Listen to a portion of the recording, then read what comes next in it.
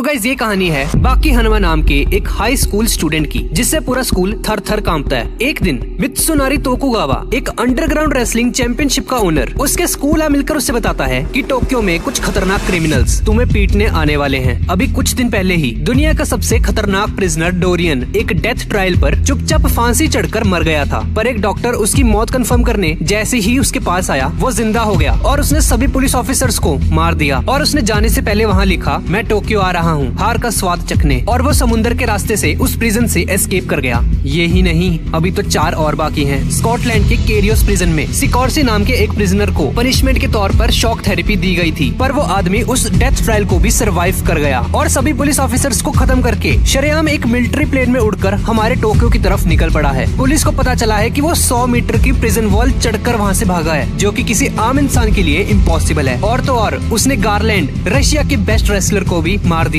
ये तो दूसरा ही था। अभी इनके अलावा 3 और हैं। एक ने तो समुद्र में 200 मीटर नीचे एक सबमरीन में सभी पुलिस ऑफिसर्स को कुत्तों की तरह मारकर वहाँ से एस्केप किया है। और दूसरे रेयोको यानेगी ने तो एक बुलेट प्रूफ ग्लास तोड़कर प्रिजन एस्केप किया है। और एक अजीब बात ये थी कि उन सभी प्रिजनर ने अपने पीछे एक ही मैसेज छोड़ा था, जो कि था, मुझे हार का स्वाद चखना है। 5 मर्डर्स का चार्ज लगे हुए अनडेड क्रिमिनल्स, जिन्होंने भागते हुए अपने पीछे सेम मैसेज छोड़ा। बाकी तुम्हें पता है ना इसका क्या मतलब है? दोस्तों, इसका मतलब है कि वो सभी लोग बाकी को डिफीट करने टोक्यो आ रहे हैं, क्योंकि बाकी अंडरग्राउंड रेसलिंग का चैंपियन है। अब अगले दिन सिकॉर्स्की उन सभी में से एक प्रिजनर रॉब नाम के एक बहुत ही फेमस किक बॉक्सर को अपनी बॉडी में फिटेड रेजर से मार देता है। और कुछ गुंडे बाकी के बारे में उसके क्लासमेट से पूछते हैं और बोलते हैं, ओए बुलाओ उस बाकी को, बहुत पावरफुल है, हमने सुना है, आज उसके साथ 2-2 हाथ हो ही जाए। डरकर वो आदमी बाकी के पास जाता है और उसको अपने साथ लेकर उसे उन गुंडों से मिलवाता है। उनमें से एक आदमी उसे चाकू से मारने आगे आता है, पर तभी उसे फ्लैशबैक दिखाई देता है कि उसके मुंह पर बाकी ने एक मुक्का ऑलरेडी मार दिया है। हालांकि वो अपनी जगह से हिला तक नहीं है अभी तक। वो बाकी के डर से ही फ्रीज हो जाता है और बचे हुए गुंडों को भी उन्हीं की स्पेशल वेपन्स उन्हीं पे यूज करके उन्हें हरा देता है। पर तभी बाकी को अपने क्लासमेट के पीछे एक 9 फुट का आदमी खड़ा हुआ दिखाई देता है। इस तरफ पुलिस डिपार्टमेंट में तहलका मचा हुआ है। डोरियन, सिकॉर्सी, डॉयले, स्पेक और रेयोको यानेगी एक साथ प्रिजन से एस्केप कर चुके हैं। तभी एक ऑफिसर आकर उन्हें बताता है कि शहर में सिटीजन्स ने देखा है कि किसी आदमी ने हमारी एक पुलिस वैन को हाथों से ही कुचल दिया। और पूछताछ पर पता चला कि ये काम स्पेक का है, उन्हीं 5 क्रिमिनल्स में से एक। अब सीन उसी बंदे पे शिफ्ट हो जाता है जो कि बाकी को मारने उसके सामने आ चुका है। शो ऑफ करने के लिए वो बंदा खुद के मुंह में गोलियां चलाता है और कहता है, मैं टोक्यो का सबसे स्ट्रॉन्गेस्ट आदमी हूँ, क्या तुम ही बाकी हनुमा हो? दोस्त, मुझे हार को एक्सपीरियंस करना है, क्या तुम मेरा साथ दोगे? और उसके साथ हाथ मिलाते ही उसका हाथ नीचे गिर जाता है। ये देखकर बाकी की फट जाती है। वो बंदा बाकी को कुत्तों की तरह मारने लगता है और बोलता है, हाथ उठाओ,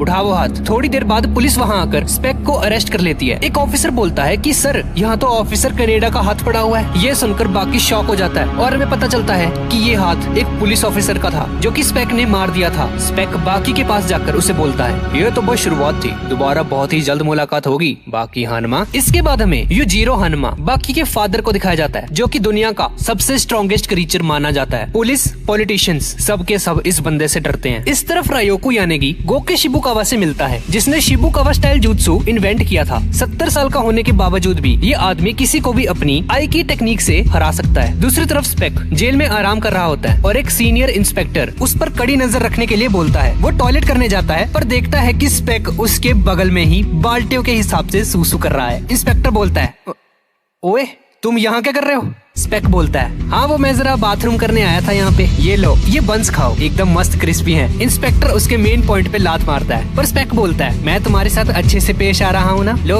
खा लो इसे चुपचाप। और उस इंस्पेक्टर के साथ साथ बाकी पुलिस ऑफिसर्स को भी मार देता है। अब हमें कात्सुमी इरोची शिनशिनकाई कराटे स्टाइल के फाउंडर को दिखाया जाता है, जिसका निकनेम है लीथल वेपन और उसके फादर का नाम है टोपी ओरोची और ये है कायोरेत्सु, चाइनीज कैंपो फाइटिंग स्टाइल का जीनियस, जिसने एक बार मैक्सिमम टूर्नामेंट में बाकी को लगभग हरा दिया था। वो अपने स्टूडेंट्स को लेक्चर दे रहा होता है कि तभी डोरियन वहाँ पर आकर उसे बोलता है, एक्सक्यूज मी, मुझे मास्टर डोपो ओरोची से मिलना है। अब शिनशिनकाई एकेडमी के अंदर डोरियन मास्टर डोपो ओरोची से मिलने पहुंच चुका है। वो कात्सुमी से उसे उनसे मिलवाने के लिए बोलता है, पर कात्सुमी पहले उसे अपने जूते उतारने के लिए बोलता है। डोरियन अपने जूते उतारता है और कात्सुमी के एक जोरदार लात मारता है। वो उसकी आंखें नोच लेता है और उसे जान से मारने की कोशिश करता है। कात्सुमी उसके एक किक मारता है, पर डोरियन उसके गले में एक लकड़ी का टुकड़ा फेंक कर मारता है और उसे कहता है, तुम में काफी दम है। लगता है अब तो मुझे मास्टर डोप्पो से मिलना ही पड़ेगा। और डोरियन वहाँ से जाने लगता है, पर तभी काइयोरेत्सु वहाँ पर आ जाता है और उसे बोलता है, अबे ओ, अपनी बराबरी वाले से टक्कर लेना, दम है तो मुझसे लड़कर दिखा। और डोरियन उसे देखकर ड्रामे करते हुए रोने लग जाता है और अपनी नाक में से एक बाल निकालकर काइयोरेत्सु की आईज में मारने की कोशिश करता है, पर वो उसके इस अटैक से बच जाता है। अच्छा बच्चू, ले फिर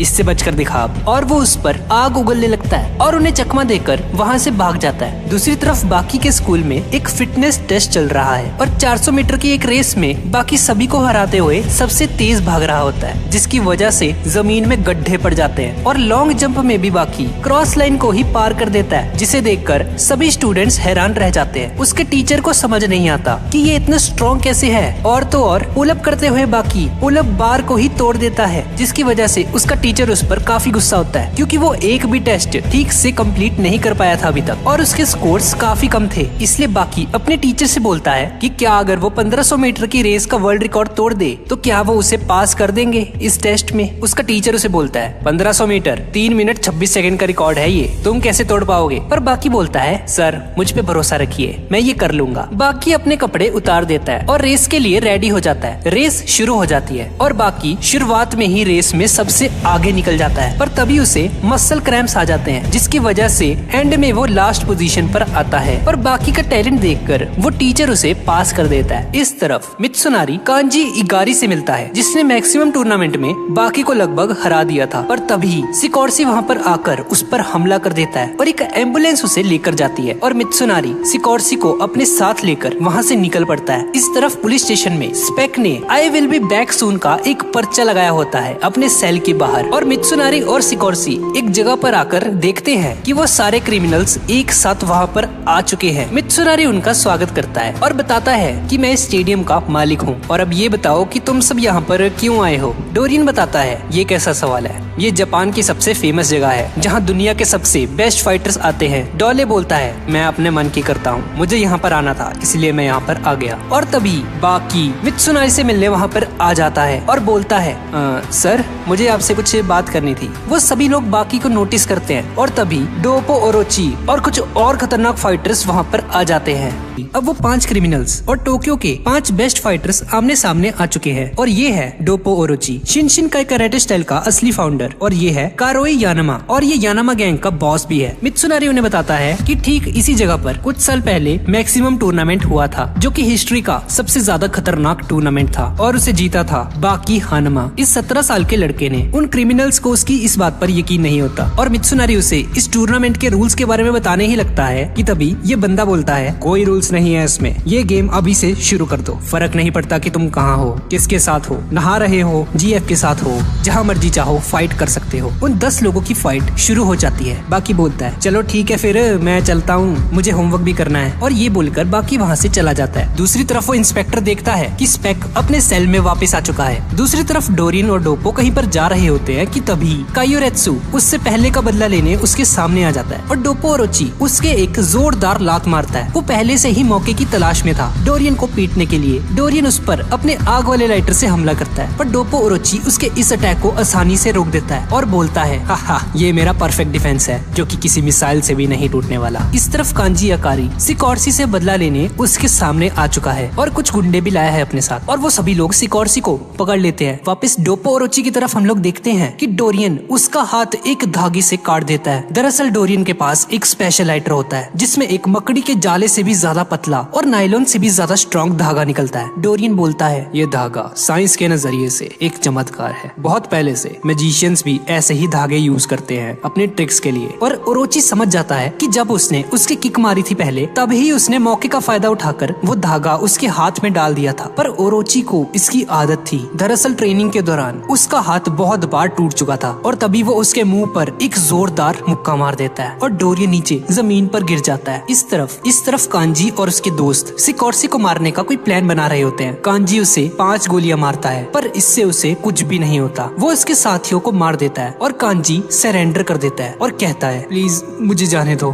पर सिकोर्सी उसकी बात नहीं मानता और एक जिम रॉड और कुछ डंबल्स उठाकर उसके मारने लग जाता है, जिसकी वजह से कांजी की मौत हो जाती है। अब सीन बाकी की तरफ शिफ्ट हो जाता है, जो कि अपनी गर्लफ्रेंड कोजुई मात्सुमोटो के साथ घूम रहा होता है। उस लड़की को पता होता है कि बाकी एक फाइटर है। वो दोनों आपस में बात कर रहे होते हैं कि तभी कुछ गुंडे उनका रास्ता रोक लेते हैं और बाकी से कहते हैं, ओए चुपचाप अपने सारे पैसे हमें दे दो, सुना ना तुमने। पर बाकी की आंखों में देखते ही उनकी फट जाती है और वो खुद ब खुद बाकी का रास्ता छोड़ देते हैं और वो दोनों वहाँ से चले जाते हैं। दोनों एक डेट पर जाते हैं और काफी मजे करते हैं और वापस घर की तरफ जाते वक्त कोजुई बाकी का हाथ पकड़ लेती है। पर तभी हम लोग देखते हैं कि स्पेक बाकी को पीछे से देख रहा होता है। अब बाकी अपनी गर्लफ्रेंड के साथ घूमने फिरने के बाद उसे वापस उसके घर छोड़ने जा रहा होता है और तभी स्पेक वहाँ पर आ जाता है और हम देखते हैं कि कोजाई बाकी को लेकर बहुत ही ज्यादा परेशान होती है कि तुम एक रियल फाइटर हो, तुम्हारी जान हर वक्त खतरे में रहती है, तुम्हें अपना ख्याल रखना चाहिए। अगर मैं तुम्हारे साथ जिंदगी गुजारूंगी तो हमेशा मैं भी परेशान रहूंगी। कोजाई के माइंड में बहुत सी बातें घूम रही होती हैं और फिर कोजाई बाकी से कहती है कि तुम जिनके साथ लड़ते हो उनकी भी तो फैमिली है ना, उनके भी तो बीवी बच्चे हैं। अगर उन्हें कुछ हो जाता है तो क्या उनके बीवी और बच्चे तुमसे नफरत नहीं करेंगे? और जैसे ही कोजाई बोलती जा रही होती है बाकी उसे गले से लगा लेता है और उसे कहता है, बस खामोश हो जाओ अब। फाइटर्स अपनी मर्जी के साथ ऐसा रास्ता चुनते हैं। मैंने पिछले 17 सालों में कोई भी अच्छी चीज नहीं देखी है। मेरे डैड और मेरी मॉम मुझसे नफरत करते थे और वो हमेशा से चाहते थे कि मैं दुनिया का सबसे स्ट्रॉन्गेस्ट पर्सन बनूं। मैंने यही रास्ता चुना है और मेरी जिंदगी का यही मकसद है। मैं अपने डैड को हराऊंगा और इस रास्ते पर चलते हुए मुझे कुछ हो जाता है तो मुझे उस चीज का जरा भी अफसोस नहीं होगा। और अगर तुम मेरे साथ चलना चाहती हो तो तुम भी मेंटली तैयार रहना। मैंने अगर मेरी मॉम के अलावा किसी और पर आज तक ट्रस्ट किया है तो वो तुम हो, कोजाई। वो दोनों आपस में बात कर रहे होते हैं कि तभी स्पेक वहाँ पर आ जाता है और फिर वो जैसे ही बाकी पर अटैक करने वाला होता है तो बाकी घूर कर स्पेक की तरफ देखता है तो स्पेक वहीं पर खड़ा खड़ा मानो जम सा जाता है। लेकिन इसी दौरान हानायामा वहाँ पर पहुंच जाता है और वो स्पेक की जबड़े को पकड़ लेता है और उसे बाकी से दूर फेंक देता है। वो बाकी और कोजाई की जान बचा लेता है और कहता है, तुम्हारी लड़ाई मुझसे है, तुम बाकी से दूर रहो। और अब स्पेक और हानायामा की फाइट शुरू हो जाती है। स्पेक एक जोरदार लात हानायामा के मुंह पर मारता है, उसके नाक से खून निकलने लग जाता है और अब वो अपने कपड़े उतार देता है और हम देखते हैं कि यानाहामा के बैक पर एक बहुत ही मस्त सा टैटू होता है जिस पर कई तलवारों के निशान भी होते हैं। ये जो टैटू आप देख रहे हो ये यानाहामा फैमिली के लीडर्स का एक सिंबल है और ये टैटू सिर्फ वही इंसान बना सकता है जिसके पास बहुत ही ज्यादा स्ट्रेंथ होती है। और इस टैटू पर ये स्वॉर्ड के निशान तब आते हैं जब यानाहामा एक पूरी की पूरी गैंग के साथ अकेला ही फाइट करने पहुंच जाता है। और ये स्टोरी जानने के बाद उन दोनों के बीच में फाइट शुरू हो जाती है। स्पेक अपने हाथ में आने वाली हर चीज के जरिए हानायामा पर हमला करना शुरू कर देता है। कभी वो यानाहामा का जूता पकड़कर उस पर अटैक करता है और कभी वो बेंचेस को उठाकर हानायामा की बैक पर मारने की कोशिश करता है। पर इन छोटी मोटी चोटों का हानायामा पर कुछ ज्यादा असर नहीं होता और वो अपने फाइटिंग स्टांस को अपना लेता है। ये देखकर स्पेक भी काफी ज्यादा एक्साइटेड हो जाता है और कहता है, बहुत खूब, काफी अरसा गुजर चुका है, एक स्ट्रॉन्ग ओपोनेंट मिले। इतने सालों के बाद कोई ताकतवर ओपोनेंट मुझे मिला है। तुम तो स्टैच्यू ऑफ लिबर्टी की तरह आराम से खड़े हो गए हो, जैसा हाल मैंने स्टैच्यू ऑफ लिबर्टी का किया था। दरअसल स्पेक ने अभी थोड़ी देर पहले ही स्टैच्यू ऑफ लिबर्टी को तोड़ दिया था जिसे लोग अभी बहुत ही मुश्किल से दोबारा से वापस जोड़ने की कोशिश कर रहे हैं। बिल्कुल वैसा ही हाल अब मैं दोबारा करने वाला हूँ। और ये कहते ही स्पेक बिना सांस लिए एक के बाद एक खतरनाक अटैक करना शुरू कर देता है उस पर। वो लगातार उस पर मुक्के बरसा रहा होता है। स्पेक अपनी सांस को 5 मिनट से भी ज्यादा के लिए रोक सकता था, इसलिए वो बिना सांस लिए उस पर लगातार अटैक्स कर पाता है। पर हानायामा की स्ट्रेंथ भी कम नहीं थी, उसकी स्ट्रेंथ आम लोगों से कई ज्यादा होती है, इसलिए वो अपने दोनों हाथ आगे करके स्पेक के सारे पंचेस को ब्लॉक कर रहा होता है। और फिर जैसे ही हानायामा को रियलाइज होता है कि स्पेक के पंचेस की ताकत थोड़ी सी धीमे पड़ने लगी है, वो इस मौके का फायदा उठाकर आधे सेकंड के अंदर ही एक जोरदार पंच स्पेक के मुंह पर मारता है। ये इतना खतरनाक पंच होता है कि उसके मुंह पर पड़ते ही वो दूर जाकर गिरता है। इस तरफ पुलिस को दिखाया जाता है जो कि स्पेक की वजह से बहुत ही ज्यादा परेशान होते हैं और कहते हैं, अरे यार ये स्पेक ने तो हमारे जेल को जैसे होटल समझ लिया है, जब मर्जी आता है जब मर्जी जाता है, क्या है ये, और रात गुजारने के बाद यहाँ से चला जाता है। हमने उसे मारने की हर मुमकिन कोशिश की है पर हमारी गोलियां भी उसके सामने फेल हो चुकी हैं, पर कोई बात नहीं, अब अगली बार जब वो आएगा ना तब देखना, बहुत ही खतरनाक तरीके से मारने वाला हूँ मैं उसे। दूसरी तरफ हानायामा स्पेक के मुंह पर एक के बाद एक जोरदार गुस्से बरसा रहा होता है और वह स्पेक से पूछता है, हाँ भी आगे स्वाद, तुम्हें हार का मजा चखना था ना, लो मजा आ रहा है अब। हानायामा के पंचेस को बर्दाश्त करने की ताकत तो किसी में भी नहीं होती है, इसलिए स्पेक की हालत धीरे धीरे खराब होने लग जाती है और फिर अचानक से ही स्पेक हार मान लेता है। हानायामा ये देखकर काफी ज्यादा हैरान हो जाता है कि ये इतनी आसानी से कैसे अपनी डिफीट मान ली, पर हमें पता चलता है कि ये स्पेक की एक चाल थी। दरअसल उसके हाथ में 6 कारतूस होते हैं जिसे वो हानायामा के मुंह में डालकर उसका मुंह बंद कर देता है, जिसकी वजह से वो गोलियां फट जाती हैं और हानायामा का जबड़ा तकरीबन आधा टूट चुका होता है उस धमाके की वजह से और अब वो बहुत ही ज्यादा बुरी हालत में होता है। पर हानायामा नीचे गिरने से पहले स्पेक के मुंह पर एक जोरदार पंच मार देता है और इस फाइट का विनर हानायामा निकलता है। दूसरी तरफ पुलिस देखती देखते हैं कि हानायामा ने स्पेक को बुरी तरह से पीट दिया है और उसे कॉलर से पकड़ रखा है। पुलिस हानायामा का शुक्रिया अदा करती है कि तुमने इतने खतरनाक क्रिमिनल को पकड़ लिया है। पुलिस हानायामा को पहले से ही जानती थी, इसलिए वो उसकी काफी रिस्पेक्ट भी करते थे और उसे जाने देती है। और जैसे ही हानायामा वहाँ से जाने लगता है और स्पेक को गिरफ्तार करने के बाद उसे पुलिस की गाड़ी में बिठाया जाता है, तो स्पेक पुलिस वालों पर अटैक कर देता है और देखते ही देखते उन सभी पुलिस ऑफिसर्स को मार देता है। और फिर वो सभी पुलिस ऑफिसर्स को मारकर पुलिस की गाड़ी को अपने हाथों में उठा लेता है और हानायामा पर गिरा देता है और एक रॉड के जरिए हानायामा के फेस पर अटैक करने की कोशिश करता है और उसे मारते हुए कहता है, तुम्हारे पास मौका था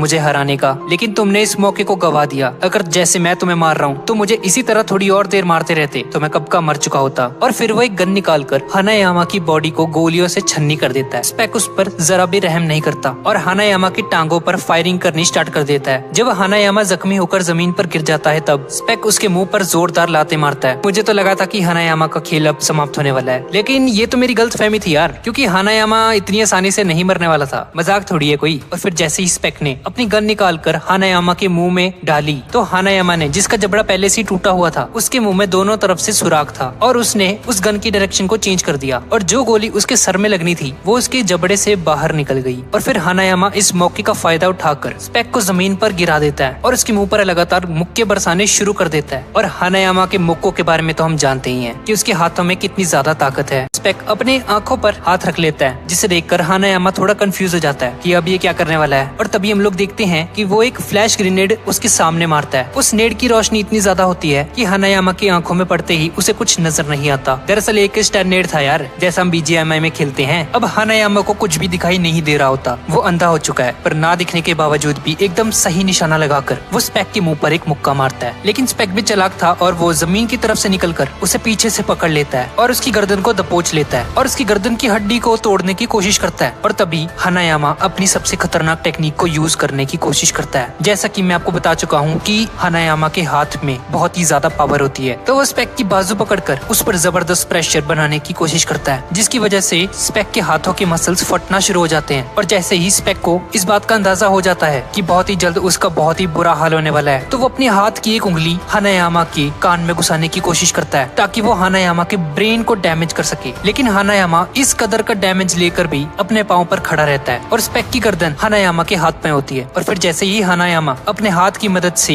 स्पेक की गर्दन पर प्रेशर डालने की कोशिश करता है तो स्पेक बहुत ही जल्द बेहोश हो जाता है और उसे हॉस्पिटल ले जाया जाता है, जहाँ उसका इलाज चल रहा होता है। और हम देखते हैं कि स्पेक की हालत बहुत ही ज्यादा खराब होती है। ये स्पेक की रियल फॉर्म होती है। एक डॉक्टर एक्सप्लेन करता है कि दरअसल ये स्पेक की असली हालत है। इस बंदे की असली एज 97 है, पर पहले इसकी बॉडी से हमें लगता था कि ये 50 साल का होगा, क्योंकि इसके मसल्स काफी ज्यादा बड़े होते थे और इसकी एज लगभग 50 के आसपास होगी। लेकिन हम सब गलत थे। अब दूसरी तरफ हमें बाकी को दिखाया जाता है, जो कि एक टेस्ट दे रहा होता है और इस पेपर में वो अपने नाम के सिवा और कुछ नहीं लिखता, बिल्कुल मेरी तरह। और तभी बाकी का टीचर उसे समझाता है कि तुम्हें ठीक से स्टडी करनी चाहिए। मैं जानता हूँ कि तुम फिजिकल टेस्ट में सबसे ज्यादा नंबर लेकर आए हो, पर सिर्फ बॉडी बनाने से कुछ नहीं होगा। इंसानों ने जितनी भी तरक्की की है वो अपनी बॉडी से नहीं बल्कि अपने दिमाग से की है। और तभी वो टीचर खिड़की की तरफ चला जाता है, जहाँ एक शख्स रनिंग ट्रैक से उनके स्कूल की तरफ ही आ रहा होता है। वो बंदा खिड़की तोड़कर बाकी के क्लासरूम में आ जाता है और उसे देखकर सभी लोग बहुत ही ज्यादा शॉक हो जाते हैं। उस टीचर को अपनी आंखों पर यकीन नहीं आता कि ये बंदा उड़ कैसे सकता है। और ये बंदा कोई और नहीं बल्कि उन 5 क्रिमिनल्स में से एक डॉयले था, जो कि मेरा फेवरेट है। और वो बाकी से कहता है कि भाई ये टीचर तुम्हें इतना कुछ बोल गया, अगर मैं तुम्हारी जगह होता ना तो भाई मैं ना सहता। इसके मुंह पे एक जोरदार पंच मार देता। उस टीचर के मुंह पर एक जोरदार पंच मार देता है। ये देखकर बाकी रोने का नाटक करने लगता है और बोलता है मुझे तो डर लग रहा है, प्लीज मुझे छोड़ दो, मुझे कुछ मत करना, तुम तो बहुत ही ज्यादा ताकतवर हो, क्या तुम मुझे मारने आए हो। और इससे पहले कि डॉयले बाकी लोगों पर अटैक करता, बाकी एक जोरदार किक डॉयले के मुंह पर मारता है और इन दोनों के बीच फाइट शुरू हो जाती है। डॉयले एक चाकू निकाल लेता है और लड़ने के लिए तैयार हो जाता है और कहता है बहुत खूब, तुम सिर्फ 17 साल के हो लेकिन हर खतरे को भांप लेते हो, तुम जानते हो कि तुम्हारा दुश्मन कितना ताकतवर है और उसके साथ कैसे फाइट करनी है। लेकिन बाकी डॉयले की बातों पर ध्यान नहीं देता और क्लासरूम की खिड़की से जंप मारकर नीचे आ जाता है। उसके भागने का पर्पस सिर्फ यही होता है कि उसकी क्लास वालों को ये पता ना चल जाए कि वो एक अंडरग्राउंड रेसलर है, क्योंकि अगर उन लोगों को पता चल गया पूरा का पूरा स्कूल उससे डरने लगेगा। और जैसे ही बाकी नीचे पहुंचता है, बाकी एक माली के पास से गुजरता है जो कि कुछ पत्तों को काट रहा होता है या फिर कहूँ तो नाटक कर रहा होता है। और जैसे ही बाकी उसे गुड मॉर्निंग कहता है तो वो बंदा बाकी पर अपनी कुल्हाड़ी से अटैक कर देता है। दरअसल ये कोई माली नहीं, ये यानागी है, उन्हीं 5 क्रिमिनल्स में से एक और इन सभी में से सबसे ज्यादा खतरनाक है। और फिर देखते ही देखते यानागी अपने हाथ में मौजूद उन वेपन्स को घुमाना शुरू कर देता है। वो एक ननचक्कू की तरह वेपन होता है और उसके दोनों सिरों पर कांटों की तरह तेज कुल्हाड़ियां लटकी होती हैं। अगर वो वेपन बाकी की बॉडी से टकरा गया तो वो उसकी बॉडी को चीर डालेगा और फिर वो अपने वेपन को घुमाता हुआ, जो कि एक चैन के साथ बंधा होता है, उसे जमीन पर गिरे हुए एक पत्थर की तरफ टकराता है। और वो पत्थर इतनी स्पीड से बाकी की तरफ आता है कि बाकी उसे ठीक से देख तक नहीं पाता, लेकिन किसी न किसी तरीके से उसे डॉज कर लेता है। बाकी को अंदाजा हो जाता है कि उसकी जान भी खतरे में है और यानागी एक के बाद एक अटैक करना उस पर शुरू कर देता है और बाकी को उसके अटैक्स को डॉज करने में काफी ज्यादा मुश्किल आती है। और यानागी बाकी की तारीफ करते हुए उसे कहता है, तुम्हारी आंखें काफी तेज हैं। हालांकि मैंने अपने हथियार को एक रस्सी की चेन के साथ बांधकर बनाया है, जिससे उसकी रफ्तार बहुत ही ज्यादा तेज हो जाती है, लेकिन तुम फिर भी मेरे वेपन्स के अटैक को देख पा रहे हो। ये बहुत ही इंप्रेसिव बात है। वो अपने एक वेपन को निकालकर बाकी को पकड़ा देता है और अपने दूसरे वेपन को रस्सी में बांधकर अपनी स्पीड को डबल कर देता है और कहता है, सिंगल वेपन को यूज करना दो वेपन से ज्यादा आसान होता है। अब देखता हूँ बेटा कैसे बचते तो मेरे अटैक से। और फिर देखते ही देखते वो अपनी स्पीड को बढ़ा लेता है काफी ज्यादा और वो उस पर अटैक कर देता है और बाकी के हाथ में जो वेपन होता है वो उसको भी बीच में से काट देता है। और इसी फाइट के दौरान जैसे ही यानागी अपनी पूरी फुल फोर्स के साथ बाकी पर अटैक करने की कोशिश करता है तो बाकी अपनी शर्ट को उतार देता है और वो शर्ट उसके वेपन में फंस जाती है, जिसका मतलब है कि यानागी के दोनों वेपन्स अब बेकार हो चुके हैं। इसी दौरान पीछे से शिबुकावा वहाँ पर आ जाता है और वो जैसे ही यानागी का नाम लेता है और यानागी जैसे ही मुड़कर पीछे देखता है तो वो पानी से भरी हुई केतली को यानागी को पकड़ा देता है। तभी हम फ्लैशबैक में देखते हैं कि बहुत पहले यानागी ने ऐसी ही सेम हरकत की थी शिबुकावा के साथ, पर उस टाइम उस केतली में गर्म पानी था, जिसकी वजह से शिबुकावा के दोनों हाथ जल गए थे। और ये पूरा इंसिडेंट अब वो यानागी के साथ रिपीट करता है। दरअसल वो यहाँ पर उससे बदला लेने आया होता है, पर तभी हम देखते हैं कि वो पानी गर्म नहीं होता, वो ठंडा पानी होता है। ये शिबुकावा का एक छोटा सा मजाक होता है जिसको यानागी शुरू में समझ नहीं पाता और शिबुकावा अपना मुंह फाड़ फाड़ के हंस रहा होता है और कहता है, भाई मजा आ गया भाई आज तो। लेकिन शिबुकावा अपनी अटैक को यूज करते हुए यानागी के वेट और उसकी फोर्स को उसी के खिलाफ यूज कर देता है और उसे जमीन पर पटक देता है। ये देखकर बाकी का मुंह खुला का खुला रह जाता है, पर यानागी भी इतनी आसानी से हार नहीं मानने वाला होता और शिबुकावा काफी जख्मी हो जाता है। अब यानागी के हाथ में हम एक ऐसा वेपन देखते हैं जो कि किसी शेर के पंजे जैसा होता है और फिर शिबुकावा बाकी से कहता है, लगता है हम दोनों को मिलकर इससे फाइट करनी होगी, क्योंकि जब ये टूर्नामेंट स्टार्ट हुआ था तो हमने डिसाइड किया था कि इसका कोई रूल नहीं है। ये कहते ही शिबुकावा, जिसके हाथ से खून बह रहा होता है, यानागी के मुंह पर खून के छींटे फेंक देता है जो कि सीधा जाकर उसकी आंखों में गिरते हैं और वो थोड़ी देर के लिए अंधा हो जाता है। शिबुकावा इस मौके का फायदा उठाता है और अटैक कर देता है और वो बाकी को भी कहता है, ओए तुम भी मेरी मदद करो। वो दोनों मिलकर उससे फाइट करते हैं। यानागी धीरे धीरे कमजोर पड़ रहा होता है पर वो जरा भी नहीं घबराता। बाकी यानागी के पेट पर एक जोरदार किक मारता है, अपनी हिप्नोटाइज करने वाली एबिलिटी का यूज करता है और बाकी का नाम पुकारता है और उससे पूछता है, बाकी दुनिया की सबसे खतरनाक गैस कौन सी है? मेरी बातों पर ध्यान दो बाकी। बाकी धीरे धीरे उसकी बातों में गुम होने लगता है। उसे कुछ भी समझ नहीं आ रहा होता कि ये क्या हो रहा है उसके साथ। वो उसके माइंड को हिप्नोटाइज कर रहा होता है और चलते चलते यानागी बाकी के बहुत ज्यादा करीब पहुंच जाता है। शिबुकावा उसे बोलता है, ओए स्नैप आउट ऑफ इट, क्या कर रहे हो ये? वो तुम्हें मार देगा, वो तुम्हारे पास आ रहा है बहुत ज्यादा। पर बाकी तो मानो किसी और ही दुनिया में होता है और यानागी इस मौके का फायदा उठाकर वो अपने गैस के हैंड को बाकी के नाक के पास आकर रख देता है, जिसकी वजह से बाकी बेहोश हो जाता है। उसकी आंखें खुली होती हैं और तभी दूसरी तरफ हम लोग देखते हैं कि एक सुमो रेसलर बेड पर लेटा हुआ होता है। दरअसल इस बंदे पर भी यानागी ने हमला किया था अपनी पॉइजनस गैस की मदद से, और क्योंकि सांस के जरिए जब कोई पॉइजनस गैस इनहेल की जाती है वो धीरे धीरे तुम्हारी पूरी बॉडी में फैलने लगती है और आप हिल डुल नहीं पाओगे। यही सेम चीज अभी बाकी के साथ हो रही थी। इसी टेक्निक की वजह से यानागी को ये टाइटल मिला था जो कि था द पॉइजनर। बाकी एकदम बेहोश पड़ा होता है और फिर यानागी बाकी से पूछे हुए सवाल का जवाब देते हुए कहता है, मैंने तुमसे पूछा था ना कि सबसे पॉइजनस गैस कौन सी है, तो वो होती है ऑक्सीजन, क्योंकि हवा में 24 घंटे ऑक्सीजन होती है। हर एक बंदा ऑक्सीजन को इनहेल करता है और अगर मैं इसी ऑक्सीजन को अपनी ताकत बना लूं तो मैं अपने ओपोनेंट को आसानी से हराने में कामयाब हो पाऊंगा। और ये सब बोलने के बाद वो बाकी को जगाकर वहाँ से फरार हो जाता है। शित्सुनारी अपने सभी फाइटर्स को बुलाता है और रज की गालियां देता है उन्हें, और वो खास तौर पर बाकी से कहता है कि तुम यानागी से हार जाओगे, ये मैंने कभी सपने में भी नहीं सोचा था। बाकी मेरा नंबर 1 फाइटर बगैर किसी रूल के हार गया, मैं बहुत ज्यादा हैरान हूँ, मुझे तुमसे ये उम्मीद नहीं थी। और उन सभी की इंसल्ट करने के साथ साथ उनको मोटिवेट भी कर रहा होता है कि मार्शल आर्ट का ये मतलब नहीं है कि तुम सभी को एक अखाड़े में फाइट करनी है, बस ऐसा नहीं होता, तुम्हारा दुश्मन कहीं भी आ सकता है, तुम्हें हमेशा रेडी रहना चाहिए। ये सब सुनकर यानाहामा गुस्से में आ जाता है और टोकुगावा को कॉलर से पकड़ लेता है और उसे कहता है, ओ बुड्ढे अपनी बकवास बंद कर तू, ठीक है, ये हमें पता है। ये सुनकर टोकुगावा को भी गुस्सा आ जाता है और वो यानाहामा के मुंह पर एक पंच मार देता है और उसे कहता है, ओए नीचे उतार मुझे डरा रहे हो तुम, ओए नीचे उतार मुझे। वो रोते हुए से कह रहा होता है कि मुझे तुम्हारे हारने का सबसे ज्यादा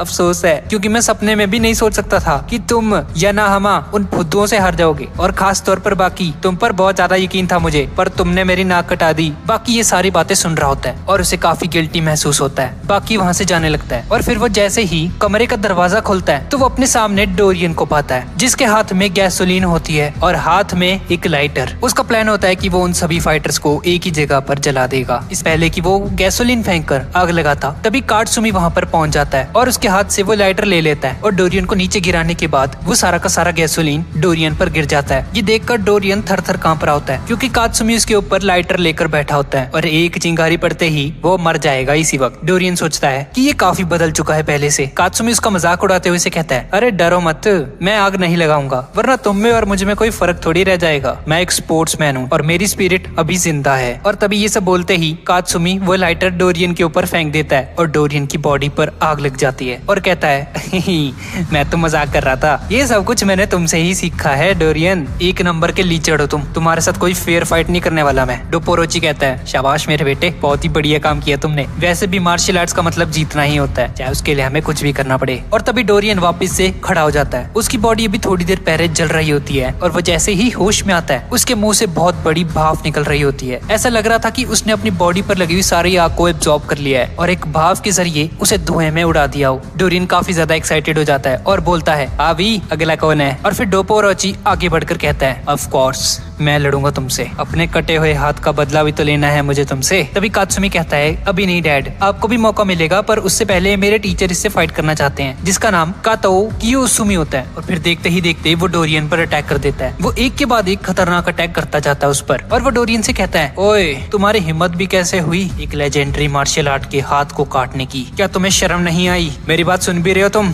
डोरियन उसकी बातों को इग्नोर कर रहा होता है। कात्सुमी बोलता है, लगता है तुम्हारे कान किसी काम के नहीं है, शायद तुम्हें ठीक से सुनाई नहीं देता है। चलो मैं तुम्हारी कान ही काट देता हूँ, सारा मसला ही खत्म हो जाएगा। और ये बोलते ही वो डोरियन के कानों को अपने हाथ से ही काट देता है। दरअसल उसके हाथ में एक बारीक सी स्ट्रिंग होती है, वो इस वेपन का यूज करता है उसके कान को काटने के लिए। डोपोरोची कहता है कि असल में कराटे क्या होते हैं मैं तुम्हें दिखाता हूँ। और ये बोलते ही वो एक जबरदस्त किक मारता है डोरियन के। वो तीनों आपस में बात कर रहे होते हैं कि तभी डोरियन इस मौके का फायदा उठाकर अपने उस इनविजिबल स्ट्रिंग के जरिए कात्सुमी और उसके टीचर को उस स्ट्रिंग से बांध देता है। और फिर वो जैसे ही उनके टुकड़े टुकड़े करने वाला होता है, डोपोरोची अपने हाथ की मदद से ही उस स्ट्रिंग को काट देता है। ये देखकर डोरियन हैरान हो जाता है कि मेरे पास दुनिया की सबसे स्ट्रॉन्ग और सबसे पतली स्ट्रिंग है और इस बंदे ने अपने हाथ से ही उसे तोड़ दिया। ये कैसे हो सकता है? ये स्ट्रिंग तो इतनी मजबूत है कि ये किसी हेलीकॉप्टर को भी रोक सकती है, तो इस बंदे ने कैसे इसे तोड़ डाला? और जैसा कि हमें पता है कि डोपोरोची के हाथ बहुत ही ज्यादा स्ट्रॉन्ग होते हैं, डोरियन अपने मुंह से एक ग्रेनेड निकालता है और ग्रेनेड की पिन फेंकते ही एक जोरदार धमाके के साथ वहाँ से गायब हो जाता है। पर इनसे उन लोगों को ज्यादा डैमेज नहीं होता और वो सभी लोग टोकुगावा की जान बचा लेते। और डोरियन एक पाइपलाइन की मदद से नीचे गटर में पहुंच जाता है अपनी जान बचाते हुए, जहाँ उसने सोने के लिए अपना एक बेड भी लगाया होता है और फाइटिंग प्रैक्टिस करने के लिए बहुत अच्छी जगह भी होती है, जिसका मतलब है कि वो अंडरग्राउंड रहना पसंद करता है। और जैसे ही वो हेडफोन लगाकर सुकून से गाने सुन रहा होता है तो कात्सुमी उसका पीछा करते हुए वहाँ पर पहुंच जाता है और डोरियन से कहता है, तुम मुझसे बचकर नहीं भाग सकते बच्चू। डोरियन उसे देखकर कहता है, तुम वो इंसान नहीं हो जो मुझे हरा सकता है और हार का मजा चखा सकते हो। कात्सुमी से पूछता है कि तुमने इस जगह को क्यों चुना? डोरियन उसे बताता है कि बचपन में जब उसके परिवार पर फौज ने अटैक किया था तो वो लोग अंडरग्राउंड हो जाया करते थे और एक टनल बनाकर अपनी जान बचा लिया करते थे। वो इस जगह को बचपन से जानता है और अपनी जान बचाने के लिए अक्सर इस टनल में आ जाया करता था। कात्सुमी कहता है कि मुझे तुम्हारी ये सैड स्टोरी सुनकर काफी ज्यादा दुख हुआ। और ये कहते हुए वो एक जोरदार किक डोरियन के मारने की कोशिश करता है, पर डोरियन उसकी इस किक को डॉज कर लेता है और अचानक से उसकी लेफ्ट साइड पर आ जाता है और एक जोरदार मुक्का उसके मुंह पर मारता है और कहता है, मैंने तुम्हें कहा था ना, तुम वो नहीं हो जो मुझे हरा सकता है। और फिर जैसे ही डोरियन उसे पंच मारकर जमीन पर गिरा देता है तो वो शराब जो वो थोड़ी देर पहले पी रहा होता है उसकी बोतल को तोड़ता है और अपनी हाथों में ग्रीस लगाने के बाद उस बोतल के टुकड़ों को उस ग्रीस पर चिपका देता है और अब उसका हाथ एक वेपन में ट्रांसफॉर्म हो चुका है। और फिर जैसे ही इन दोनों के बीच में फाइट स्टार्ट होती है तो कात्सुमी अपने पीछे पड़े हुए ड्रम को उठाकर डोरियन के मुंह पर फेंकता है, पर इस बार डोरियन काफी खतरनाक तरीके से फाइट कर रहा होता है और उसके ड्रम अटैक को आसानी से रोक लेता है। और कात्सुमी को रियलाइज हो जाता है कि डोरियन को हराना बहुत ही ज्यादा मुश्किल होने वाला है। अब यहाँ पर जिंदगी और मौत की फाइट होने वाली है। वो डोरियन पर अटैक करने की कोशिश करता है, पर उसके हाथ में वो बोतल के टुकड़े होते हैं जिसकी मदद से वो कात्सुमी के पाँव को काट देता है। कात्सुमी समझ जाता है कि डोरियन के टैग अब ऐसे हो गए हैं जैसे किसी ने कांटों वाला आर्मर पहन लिया हो और इस पर सीधा अटैक करना खतरे से खाली नहीं है। और फिर डोरियन उसे कहता है, तुम्हारे पंच में जान नहीं है, जाओ पहले डोपोरोची से कुछ सीख कर आओ। वो असली कराटे जानता है। ये सुनकर वो समझ आता है कि डोरियन उसे पोक कर रहा है, ये मेरा हौसला कम करना चाहता है। पर वो कहता है, कोई बात नहीं, जब मैं ये फाइट जीत जाऊंगा तो डोपो और ओची भी मुझ पर नाश करेंगे और इस सीरीज का पहला पार्ट यहीं पे खत्म हो जाता है। तो गाइस ये थी आज की वीडियो, और अगर आपको इसका अगला पार्ट चाहिए तो नीचे कमेंट पे मुझे जरूर बताइएगा और हम मिलते हैं इसके अगले पार्ट में।